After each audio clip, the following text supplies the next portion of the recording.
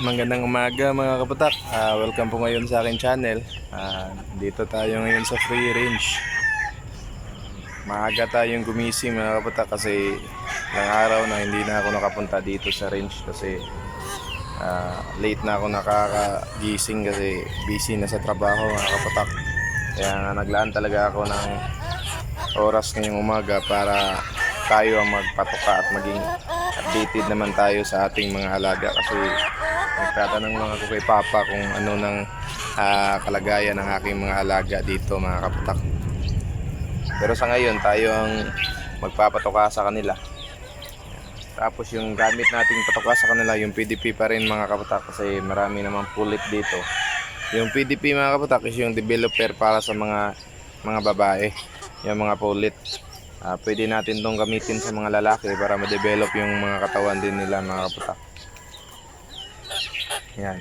Meron na tayong mga zone na breeders dito mga kaputak. Madami na sila. Sooner pwede na natin silang i-breed. Yan mga kaputak. Tapos meron din akong dinalang mga ito bastonero mga kaputak at saka itong Betracin kasi ito yung mga ginagamit ko dito sa range. Sa awa ng Panginoon mga kaputak, walang mga sakit, meron lang mga minor pero naagapan dahil sa mga ito Betracin at saka itong Bastonero Plus. Yan. Alas 5 pa mga kaputak, gumising tayo para tayo magpataka kasi si Papa laging nakakagising ng maaga tapos ako alas 6 na kaya doon na lang ako sa bahay nagpapatuka. Pero ngayon mga kaputak, maaga talaga tayo para dito sa ating mga manok kasi itong ating mga heritage namimiss na din natin to mga kaputak. Mga kaputak, papakita ko sila sa inyo. Naghahanap na yan ng mga pagkain kasi umulan kagabi mga kaputak, kaninang madaling araw yata. Ito yung kalagayan ng ating mga alaga. Hindi sila basa mga kaputak kasi yung trapal na ginamit natin dyan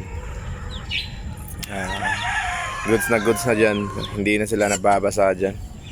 Itong mga kaputak ko, pwede na itong i-breed. Nasa 7 months na to. Yan. Itong iba 5 at saka 4 months. Madami na itong mga inahin natin dito. Ito mga kaputak ko, naka-survive. Yan, ito yung maraming mga puko pero na-survive ni Papa kasi tinatanggal niya yung mga puko dyan mga kaputak. Tinatanggal niya tapos nilalagyan niya ng dahon ng ampalaya. Yan, naka-recover na yung isa. Daming puko niyan mga kaputak. Kala ko hindi yan makaka-recover pero si Papa yung mga pamamaraan niya kasi mga kaputak, yung mga dati niyang pamamaraan ginagamit pa din namin dito sa aming mga alaga. Yan mga kaputak, magpapatukaan na tayo para sa ating mga alagang heritage. Okay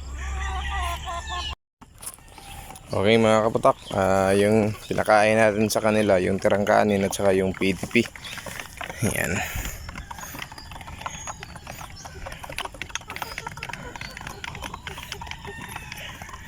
Meron tayong kinuha ditong isang rooster mga kaputak, yung kasamahan nito.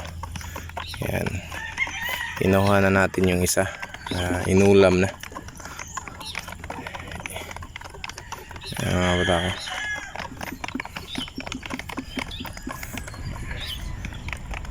Kakatipid na kami ngayon sa feeds mga kaputak dahil sa mga patuka na tulad nito. Minimix namin ng mga tirang kanin kasi gustong-gusto ng mga heritage yung kanin mga kaputak. At saka PDP lang yung gamit natin, yung 27 per kilo sa mga agribit. Pero nung bumili ako sa agribit na malaki mga kaputak, hindi ko na lang papangalanan, 24.50 lang talaga yung patoka ako dito. Yung 27 dun kasi sa retail price na yun sa isang agribit malapit sa amin, kaya medyo mahal na sila, pumatong na sila ng 2 piso. Pero dito sa akin mga kaputak, direct ako dun sa malaking agribit bumili. isang sako yung binili ko, kaya mas nakakamura pa tayo. Nasa 24.50 lang yung patoka natin sa kanila halos araw-araw mga kabatak.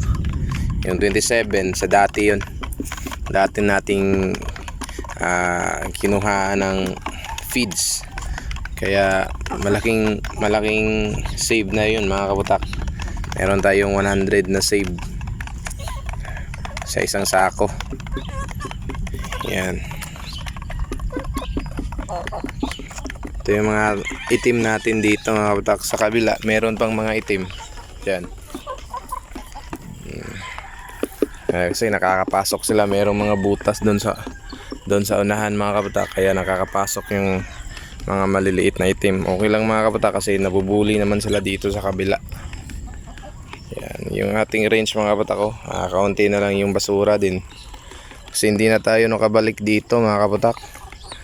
At saka yung project natin na pabuhan, may salagyan natin ng pabo, hindi natin na trabaho kasi napaka busy. December kasi mga kabatak, tapos yung trabaho ko nasa supermarket ako. Medyo busy na pag nasa supermarket kasi peak season na, marami ng mga ginagawa sa supermarket. Yung isa mga kabatak ko, yan, bala ko siyang ibalik dun sa bahay mga kabatak, kaso wala akong paglagyan sa kanya kasi dito nabubuli siya mga kabatak ko, pero kumakain pa rin yan. Yan, napipilayan na siya dito kasi malaki na yung mga kasamahan niya. Yan yung mga kabatak, isa sa mga gagawin nyo. Huwag nyo na lang akong gayahin mga kabatak, kasi sa akin mga kabatak, sinishare ko lang yung mga nagawa ko at saka yung mga mali ko, sinasabi ko sa inyo mga kabatak para hindi nyo na magawa din pag kayong nag-aalaga ng mga heritage. Kasi ako, lahat ng mga ito mga kabatak, kaya na-experience ko na. Marami akong mga nagagawa dito na karanasan sa pag-aalaga ng mga manok, lalo na itong mga heritage. So yung mga heritage mga kabatak, hindi ito tulad ng mga native. Yung mga native kasi mataas yung resistensya, pero yung mga heritage natin, itong mga heritage natin mga kabatak, madali kasi itong magkasakit, lalo na pag sisiw pa lang sila. Yan. Kaya mga kabatak, ang ginagawa natin na naglalaan talaga tayo ng oras, ginagawa natin ng paraan paano tayo makatipid sa feeds, paano natin sila maalagaan pag sisiw pa sila. Kasi wala tayong alam sa pagmamanok mga kabatak.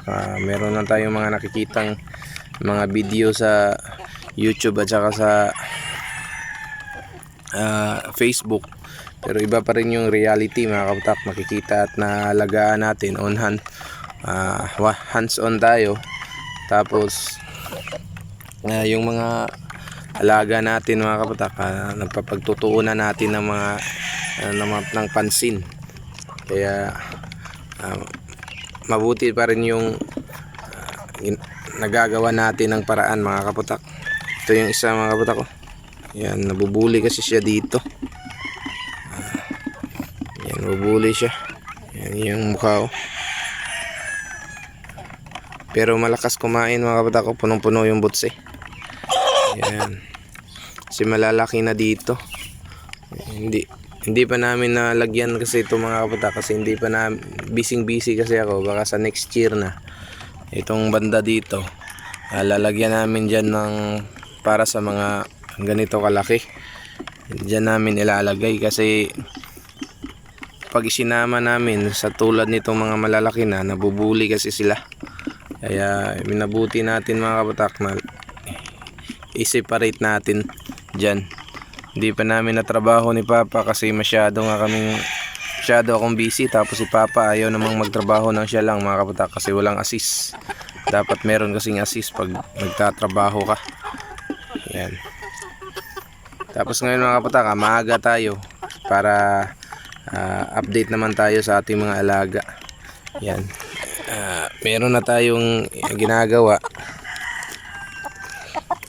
ginagawa sa kanila yung mga practice natin silang magpakasta. Yan, yan o, practice na natin silang magpakasta para in the future mga kaputak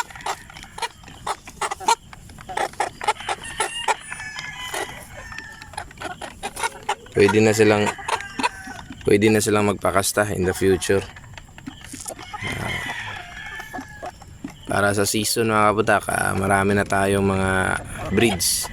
Ito mga kaputak ko, yan, inahin yan, tapos yun, yung isa din, yan, yan yung paparamihin din natin dito, papares natin sa Rhode Island natin.